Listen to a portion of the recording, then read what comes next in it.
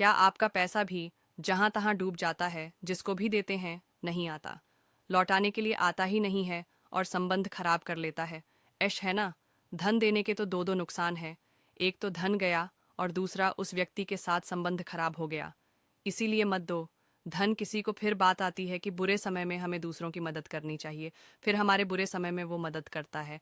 ऐसे तो दुनिया चलती है। लेकिन यह जो धोखा देने की बात आ जाती है ना, आपने तो दिया, उसने नहीं लौटाया, फिर आपको भी जरूरत पड़ी, फिर वह क्या काम आएगा? आपका पैसा ही नहीं लौटा रहा तो वह अपने पैसे क्या देगा? यदि आप भी उन बदनसीब में एक हैं। हाँ, मैं बदनसीब शब्द आज इस्तेमाल कर रही हूँ। वैसे मैं ये सब शब्द इस्तेमाल नहीं करती हूँ। कोई बदनसीब नहीं होता है। लेकिन हाँ, वो लोग बदनसीब होते हैं जो किसी को देते हैं और उनका पैसा कोई लौटा ही नहीं। जहाँ भी लगाते हैं पैसा, लॉटरी की टिकट लेते हैं, सारा पैसा डूब जाता आपका। आपकी किस्मत कभी नहीं जागती, आपका लॉटरी कभी नहीं लगता। कहीं आपने देखा कि यह इन्वेस्ट करो, पैसे 4 गुने हो जाएंगे, 2 गुने हो जाएंगे। आप इन्वेस्ट करते हुए कंपनी भाग जाती है। आपको ये लगता है कि और किसी ने नहीं लगाया पैसे, मैं ही जाकर क्यों लगाया, मेरी किस्मत क्यों खराब है। यानी कि आप भी उन बदनसीबों में आते हैं जो अपना धन कहीं भी इन्वेस्ट करते हैं, वो चीज़ डूब जाती है। लड़ झगड़ कर, बड़े सबको मनाकर किसी तरह अपने एक दुकान खोली, पूंजी की व्यवस्था की दुकान ली, उसको रंग रोगन करवाया, अच्छा खासा खर्च किया।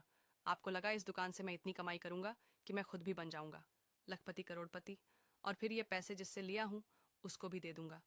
क्या किस्मत आपकी डूबी कि दुकान भी डूबा, फर्नीचर तक बेचने पड़ गए, एक ग्राहक नहीं आया और पूंजी भी डूब गई।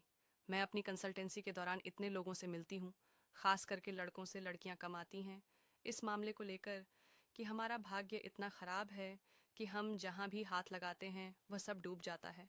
बहुत सारे भाई आते हैं, कोई बात नहीं, यह समय है, नक्षत्र है, ग्रह है जो अपनी दशा बदलते हैं। आपको अपनी कुंडली दिखानी चाहिए, आपको उपाय करने होंगे। और कौन सा ग्रह आपका खराब है, किसकी वजह से धन डूब रहा है, आपको उससे जुड़ा उपाय करना होगा।